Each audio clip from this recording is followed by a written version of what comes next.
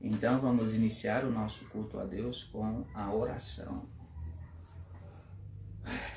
Vamos orar?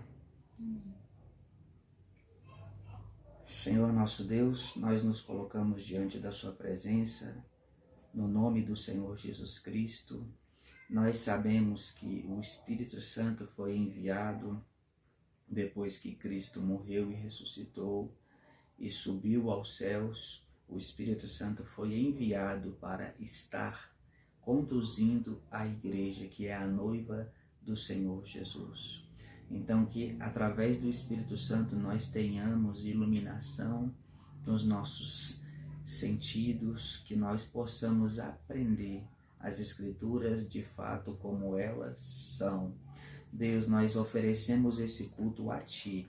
O Senhor é o centro deste momento, o Senhor é o centro das nossas vidas, o Senhor é o centro de tudo. Então receba para Ti este culto, ouça a nossa oração e encha o nosso coração com a sua paz e a sua alegria, em nome de Jesus. Então vamos ler Lucas 19, versículo 10. Diz assim: porque o Filho do Homem veio buscar e salvar o que se havia perdido. O que eu acho interessante é quando nós observamos o significado do nome de Jesus, a etimologia dessa palavra significa Deus é salvação. Ou seja, o nome de Jesus indica exatamente o seu ministério terreno. O nome de Jesus mostra exatamente o que ele veio fazer aqui na terra: buscar e salvar o que se havia perdido. E o legal é que esse nome, ele nos mostra, primeiro, que é Deus quem salva o homem perdido. Então não existe salvação fora do Senhor. Então só existe um único caminho que leva para Deus. E segundo, que Deus é o Salvador. Então Deus salva o homem e de fato o homem é salvo por Deus.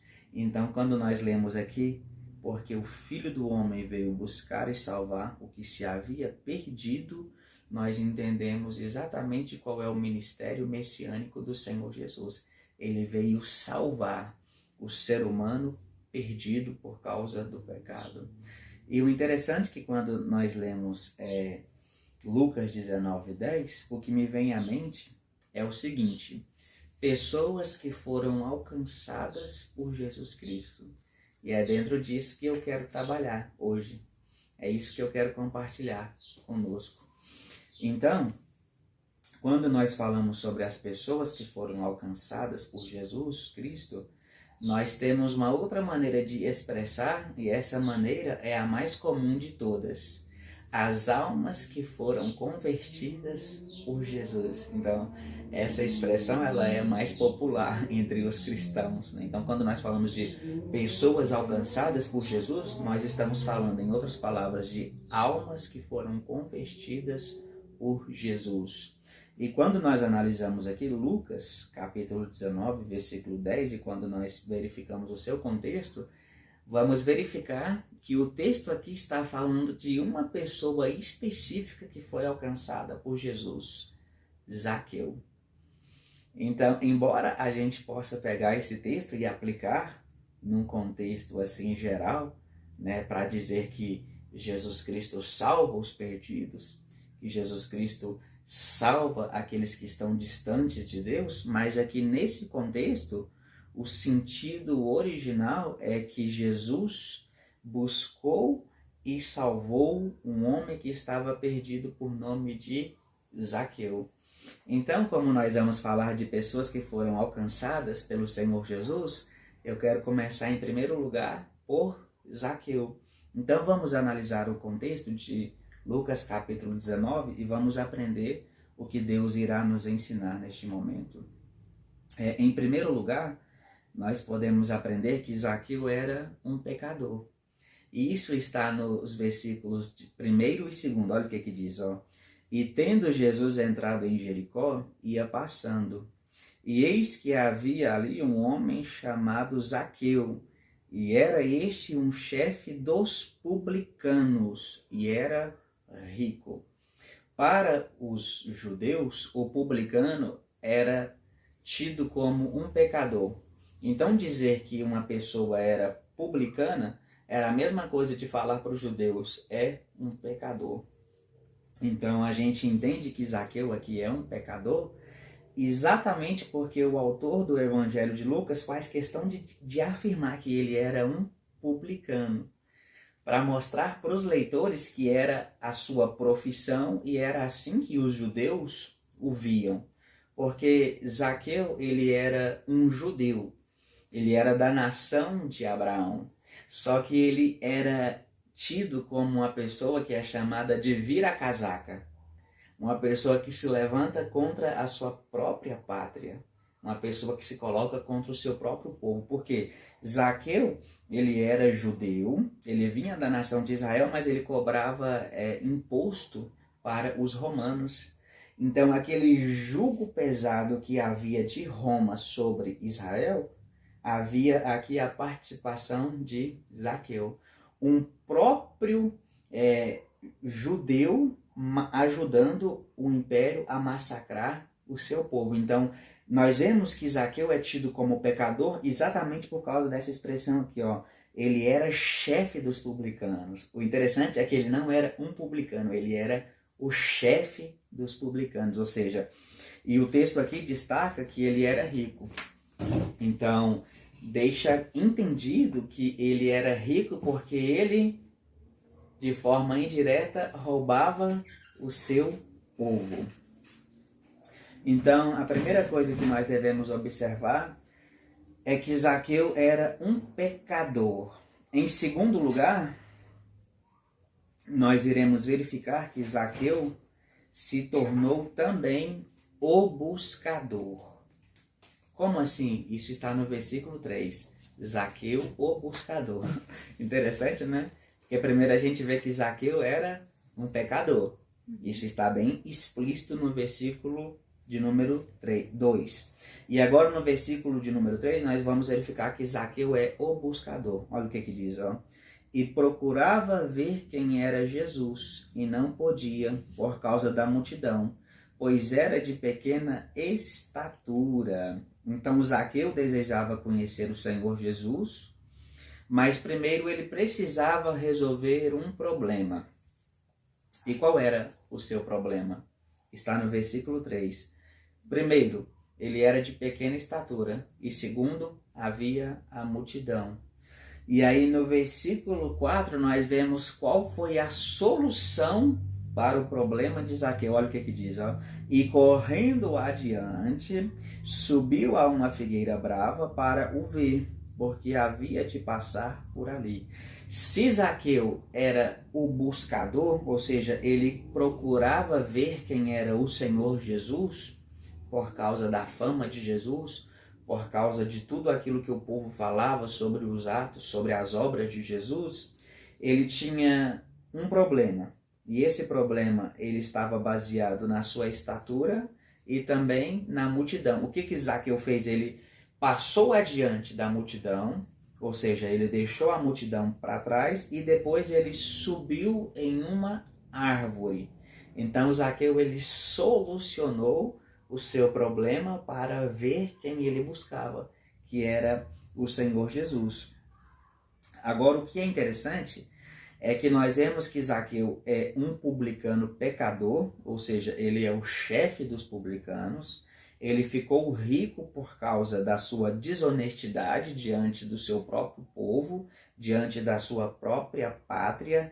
Ele estava de acordo com aquilo que o Império Romano fazia de errado contra a sua nação, ou seja, o jugo que o Império Romano colocava sobre a sua pátria, ele concordava com isso e ele usufruía disso sobre a sua vida. Ele ficou rico.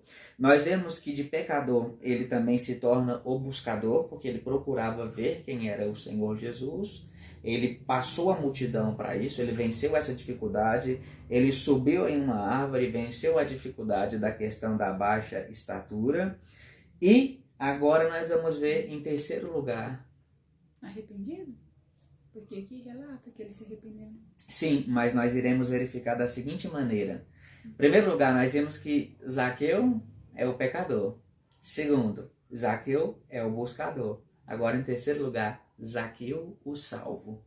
Olha as várias fases da vida de Zaqueu em um único contexto, para você ver tanto que é importante a gente analisar o contexto, né? Por que é tão importante? Porque você observou que eu li o versículo 10, porque o Filho do Homem veio buscar e salvar o que se havia perdido, e eu podia pegar isso aqui, descontextualizar, e você nem perceberia que eu estava falando sobre Zaqueu. Ou melhor, que eu estava lendo sobre Zaqueu. Mas aí, quando eu volto no contexto, você observa as riquezas que a gente aprende sobre a vida do homem. Então, nós vimos que, em primeiro lugar, ele é o pecador, Zaqueu o pecador. Segundo, Zaqueu o buscador, porque ele procura ver quem é o Senhor Jesus. E, em terceiro lugar, Zaqueu o salvo. Essa aqui é a parte mais importante. Olha o que diz no versículo 5, ó. E quando Jesus chegou àquele lugar, olhando para cima, viu-o e disse-lhe: Zaqueu, desce depressa, porque hoje me convém pousar em tua casa. Aqui a gente vê que aquela oração que é cantada numa música, né, que Zaqueu diz: entra na minha casa, entra na minha vida. Nós vemos que é completamente antibíblica, né? Porque aqui é Jesus que chega diante de Zaqueu e diz: desce de onde você está, porque hoje eu vou pousar na sua casa. Então, quem diz que vai entrar na casa é Jesus e não o contrário. No versículo 5. E aí no versículo 6, nós vemos a resposta de Zaqueu para o Senhor. Olha qual foi a resposta dele, ó. E apressando-se, desceu e recebeu-o com júbilo. Que isso, hein? Que coisa linda. Jesus chega diante dele e fala: Zaqueu, desce, porque hoje eu vou dormir na sua casa. Zaqueu, com alegria no seu coração, desce, porque ele buscava exatamente o Senhor, e quando o Senhor chega diante dele e diz que irá dormir na sua casa, e a casa aqui não é o coração, como as pessoas dizem de forma metafórica, né? A casa aqui é literalmente falando. Zaqueu desce e Zaqueu leva Jesus para sua casa com muita alegria no coração, porque é impossível estar na presença de Jesus e não sentir essa alegria que somente Ele pode proporcionar na vida de um pecador. Então nós vimos aqui, nós vimos até agora que Zaqueu ele é pecador, vimos que Zaqueu é buscador, e nós vimos agora aqui que Zaqueu é o salvo. Agora, em quarto lugar, nós iremos verificar que Zaqueu é guiado pelo Espírito Santo. Como assim? Vou te mostrar. Existem dois testemunhos orais que estão registrados aqui imediatamente e eles nos mostram, de fato, que Zaqueu passou da morte para a vida. O primeiro testemunho oral vem do próprio Zaqueu e o segundo vem da pessoa de Jesus. Vamos analisar? O testemunho de Zaqueu, versículo 8. Aqui nós iremos verificar que Zaqueu de fato passou da morte para a vida e por isso ele era guiado pelo Espírito Santo. E levantando-se Zaqueu, disse ao Senhor: Senhor, eis que eu dou aos pobres metade dos meus bens, e se alguma coisa tenho defraudado alguém, o restituo quadruplicado. Olha que lindo, o arrependimento de Zaqueu. Zaqueu, ele fala aqui para o Senhor Jesus que ele vai fazer restituição sobre pessoas que ele defraudou. Quem é que convence o homem do pecado, da justiça e do juízo? O Espírito Santo. Quando nós vemos aqui, imediatamente após Jesus entrar na casa de Zaqueu, que Zaqueu diz, é um testemunho oral, testemunho de Zaqueu: eu vou restituir aqueles de quem eu roubei, aqueles a quem eu defraudei. O que ele está fazendo? Em primeiro lugar, ele está sendo convencido pelo pecado, pela justiça, ele está sendo convencido pelo Espírito Santo do pecado, da justiça e do juízo. Como que se chama isso? Arrependimento. Como que é o nome disso de uma forma mais popular para a gente entender? Conversão ou regeneração, o novo nascimento. Se Zaqueu ele é regenerado aqui pelo Espírito de Deus, se ele nasce de novo, se ele agora se torna um cidadão dos céus, então ele faz restituição. Isso aqui é uma prova implícita que agora o Zaqueu pecador, o Zaqueu buscador e o Zaqueu salvo, agora é o Zaqueu guiado pelo Espírito Santo do nosso Deus. Olha que lindo! Isso é profundo demais, né? Então, o testemunho de Zaqueu, eu vou restituir aqueles que eu defraudei. E ele diz aqui que vai fazer restituição 4 vezes mais. Sabe por que ele fala isso? Porque Zaqueu, como um bom judeu, ele conhecia a legislação mosaica. E na lei de Moisés, dizia que se uma pessoa defraudasse alguém, roubasse de alguém, deveria restituir nessa mesma medida. Vamos ler? Isso está em Êxodo 22, versículo 1. Vamos ler a legislação mosaica. Êxodo 22, versículo 1. Conseguiu encontrar? Uhum. Se alguém furtar boi ou ovelha e o degolar ou vender, por um boi pagará 5 bois, e pela ovelha 4. Então, Zaqueu, como um bom judeu, ele vai na legislação mosaica, naquilo que os judeus, os israelitas, tinham como padrão de conduta moral. E ele diz, todos aqueles que eu defraudei, todos aqueles que eu roubei, agora eu vou fazer restituição. O Espírito Santo convenceu aquele homem, ele se arrependeu, ele nasceu de novo e agora, através do seu testemunho, ele está dizendo que vai restituir os seus defraudados. Agora, olha o segundo testemunho sobre a conversão de Zaqueu. É o testemunho de Jesus. E através desse testemunho nós vemos porque a gente pode dizer que Zaqueu é guiado pelo Espírito Santo a partir desse momento. Versículo 9. E disse-lhe Jesus, hoje veio a salvação a esta casa, pois também este é filho de Abraão. Que lindo, meu Jesus amado.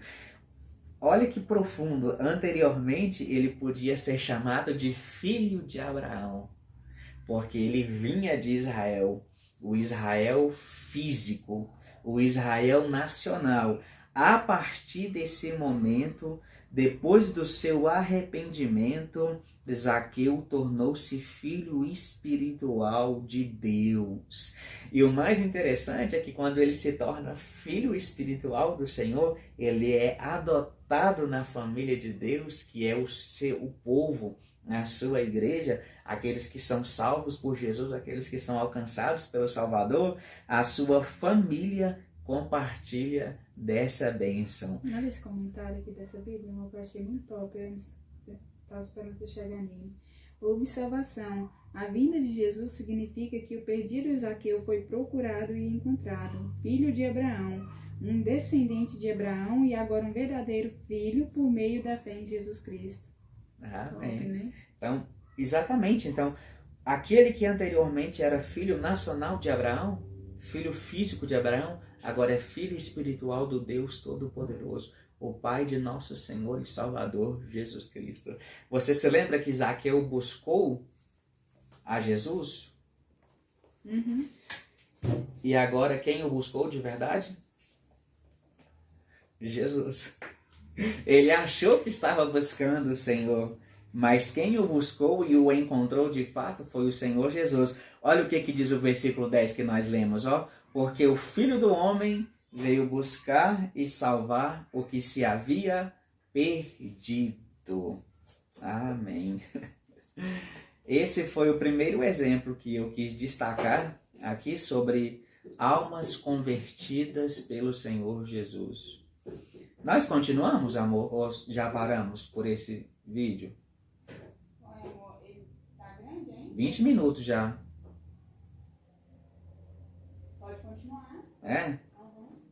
Então vamos continuar. Vamos para o segundo exemplo de uma pessoa que foi alcançada por Jesus. Ou seja, em outras palavras, de uma alma que foi convertida por Jesus. Nossa, que ensinamentos, né? Sobre Zaqueu. Meu Deus do céu. Então vamos lá, o segundo exemplo que eu quero destacar aqui. O segundo exemplo que eu quero destacar aqui para a gente poder aprender é sobre Natanael. Que nome lindo, né? Natanael significa dom de Deus ou Bartolomeu. Na Bíblia, no Novo Testamento, Natanael e Bartolomeu, esses dois nomes, eles falam da mesma pessoa. A história de Natanael está registrada em João capítulo 1. Vamos para lá? É um livro depois de Lucas. Que estudo, hein? Eu amo a palavra de Deus. Sola Escritura. João capítulo 1, a partir do versículo 45. Então aqui, amor, é da seguinte maneira.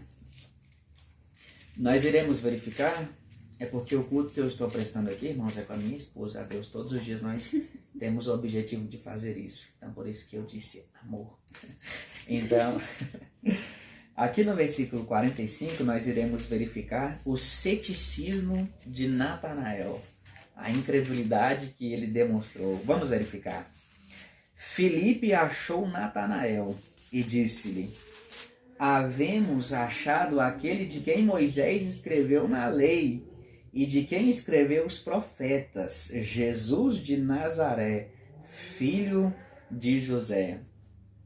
Filipe buscou a Natanael para dizer essas boas notícias a ele. Achamos aquele de quem o Antigo Testamento profetizou. Para eles não era o Antigo Testamento, era a Bíblia, era as Escrituras da época. Mas para nós, por causa do Novo Testamento, se tornou o Antigo Testamento. Mas para a gente poder entender, Filipe diz, aquele de quem o Pentateuco falou, a Torá falou, a lei falou, os profetas falaram. Aquele de quem a nossa Bíblia relatou, chegou entre nós, Jesus de Nazaré. Natanael, ele se demonstra cético em relação a isso, incrédulo. Por quê? Versículo 46, tanto que estudar o texto sagrado é outra vida, né, amor? Versículo 46. Disse-lhe Natanael, pode vir alguma coisa boa de Nazaré? Aqui parece que Natanael está desprezando Nazaré, não é verdade? Uhum. Mas ele não está desprezando, se a gente analisar de verdade. Sabe por quê? Natanael sabia que as profecias que Filipe acabou de dizer aqui agora, no versículo 45, que estavam registradas na Torá, né, que era a lei de Moisés, né, ou seja, os primeiros 5 livros, Gênesis, Êxodo, Levítico, Números e Deuteronômio, e os profetas, ou seja, o Antigo Testamento, as profecias que estavam ali registradas diziam que Jesus viria de Belém, de Judá. Ele nasceria em Belém. Então, quando Natanael se mostra cético aqui, não é porque ele está desprezando Nazaré por ser uma cidade obscura, por ser uma cidade de menor porte, não, mas é porque ele sabia que as profecias apontavam que o lugar do nascimento do Messias seria em Belém, porque ele deveria vir da família de Davi. E de onde Davi veio? Belém de Judá. Então, a gente verifica que Filipe, ele faz uma coisa que a igreja deveria fazer com todos os pecadores perdidos, com todos aqueles que precisam conhecer a Jesus. O convite, vem e vê Natanael. Tire as suas próprias conclusões, tire as suas dúvidas. Vem você ver e analise você mesmo. Venha comigo que você verificará se aquele de quem eu estou te falando não é sobre quem Moisés escreveu, sobre quem os profetas escreveram. Vamos lá? E você poderá tirar suas próprias conclusões. Agora, olha que interessante, nos versículos 47 e 48, a surpresa de Natanael. E por que que ele ficou surpreso? Versículos 47 e 48. Jesus viu Natanael vir ter com ele e disse dele: eis aqui um verdadeiro israelita, em quem não há dolo, ou seja, culpa. Disse-lhe Natanael: de onde me conheces tu? Jesus respondeu e disse-lhe: antes que Filipe te chamasse, te vi eu estando tu debaixo da figueira. Jesus aqui mostra para Natanael que ele tem um atributo que só pertence a Deus. E somente o Messias poderia ter: onipresença e onisciência. Natanael, quando você estava ali, debaixo da figueira, eu estava ali também. E aquilo que você fez, se você orou a Deus, o que você fez ali, eu vi e eu ouvi todas as coisas. Natanael foi surpreendido pelo Senhor Jesus. Sabe por quê? Quando Natanael estava naquele lugar ali, ele verificou bem se tinha alguém perto e não havia ninguém por perto, a não ser a pessoa do Deus Todo-Poderoso. Provérbios 15:3 diz: os olhos do Senhor estão em toda a terra, contemplando os bons e os maus. Deus é onipresente e presencia tudo ao mesmo tempo. Natanael é surpreendido. Agora, olha o que diz o versículo 49. E sabe o que nós vamos ver aqui agora? A partir do versículo 49? Aquilo que é o mais importante no texto para Natanael: a sua salvação, a sua regeneração, a sua vida transformada pelo Senhor Jesus. Olha o que ele diz, ó. Ele vai demonstrar a sua fé em Cristo. Olha o que ele diz. Natanael respondeu e disse-lhe: Rabi, tu és o Filho de Deus, tu és o Rei de Israel. Quando Filipe convida Natanael, fala assim, ó: vem ver, tire as suas próprias conclusões. Natanael vai com Filipe. E quando ele chega diante do Senhor Jesus, e Jesus o surpreende, dizendo que ele o viu onde ele estava, antes que Filipe o chamasse, ele diz: tu só pode ser o Messias que Moisés profetizou e que os profetas profetizaram. Tu és o Filho do Deus vivo. Natanael aqui demonstra que ele acredita em Jesus e coloca toda a sua fé no Messias de Israel. Por isso que aqui ele é salvo, porque a salvação, ela não depende de nada. Ela é de graça. Ela não depende do nosso esforço. Ela não depende das nossas obras. A Bíblia fala que Deus nos salva através de Jesus. Mas aí há um paradoxo aqui que é interessante, porque a mesma Bíblia que diz que a salvação ela vem de Deus, é um dom de Deus, e ela vem através da obra de Jesus, ela diz que nós precisamos acreditar para que possamos ser salvos. Então, a mesma Bíblia que diz que nós não precisamos fazer nada, diz que a condição para que sejamos salvos é crer. Crer no Messias. E é isso que Natanael faz aqui. Ele coloca a sua fé em Jesus, que é o verdadeiro rei de Israel. O verdadeiro rei de Israel não é Saul, não é Salomão, não é Davi, não é Josias, não é Ezequias e nem qualquer outro rei. É o Rei dos Reis e Senhor dos Senhores, Jesus. E aí nos versículos 50 e 51, Jesus vai falar sobre o futuro de Natanael, agora que ele foi salvo por ele. Olha o que ele diz, ó. Jesus respondeu e disse-lhe: por que te disse, vi-te debaixo da figueira, crês? Coisas maiores do que estas verás. E disse-lhe: na verdade vos digo, que daqui em diante vereis o céu aberto e os anjos de Deus subirem e descerem sobre o Filho do Homem. Olha que lindo. Existem estudiosos que dizem que aqui há uma referência implícita sobre a ascensão de Jesus, que era quando Jesus, depois da sua morte e depois que ele passasse 40 dias com seus discípulos falando sobre o reino de Deus, aquele momento que ele sairia da terra e subiria para o céu. Então, há estudiosos aqui que enxergam a ascensão de Jesus. Jesus falando para Natanael implicitamente, para que ele pudesse entender, ó, você verá a glória do Filho de Deus. A ascensão do Filho de Deus. E quem foi Natanael? Um dos 12 apóstolos de Jesus. E quem eram os discípulos que estavam com Jesus quando ele foi assunto ao céu? Quando ele foi recebido ao céu? Natanael. Qual é o significado do nome de Natanael? Dom de Deus. E agora aqui ele está diante de quem? Do maior dom de Deus para a humanidade. O significado do seu nome é dom de Deus. E agora aqui ele recebe o maior dom de Deus que existe, que é a salvação, que é o perdão dos pecados, que é a vida eterna, a regeneração, a transformação, a libertação. Natanael agora é mais uma das pessoas que foram alcançadas por Jesus, mais uma das pessoas que foram regeneradas pelo Senhor Jesus. Amém? Vamos encerrar com o terceiro e último exemplo que eu deixo aqui para nós nesse culto, amor, que estamos prestando a Deus.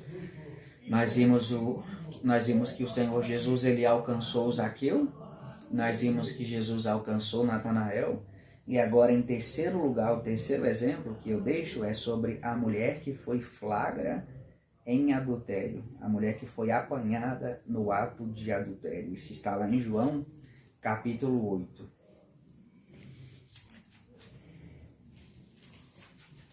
Fala a verdade, amor, analisar o texto das Escrituras é outra coisa, né? É vida, né, pra gente, né? João, capítulo 8. Já vamos ler os versículos 3 e 4. E os escribas e fariseus trouxeram-lhe uma mulher apanhada em adultério. E pondo-a no meio, disseram-lhe: Mestre, esta mulher foi apanhada no próprio ato de adultério. O interessante aqui é que nós vemos que os escribas e os fariseus, eles não eram chamados de hipócritas por Jesus à toa. Porque o que eles dizem aqui? Esta mulher foi apanhada no ato de adultério. E quem eles trazem diante de Jesus? Apenas a mulher. Se ela foi apanhada no ato de adultério, ela estava com quem? Com a cama? Ela estava com quem? Com o cachorro? Ela estava com um homem. Ela foi apanhada no ato, ou seja, enquanto tinha relações sexuais com o homem. E quem eles trouxeram apenas? Apenas a mulher. Ou seja, aqui os escribas e os fariseus estão demonstrando que eles são cúmplices do adúltero. Eles só trouxeram a adúltera, só a mulher apanhada em adultério, mas deixaram o homem que também foi flagrado em adultério ir embora. Deixaram ele livre, porque ele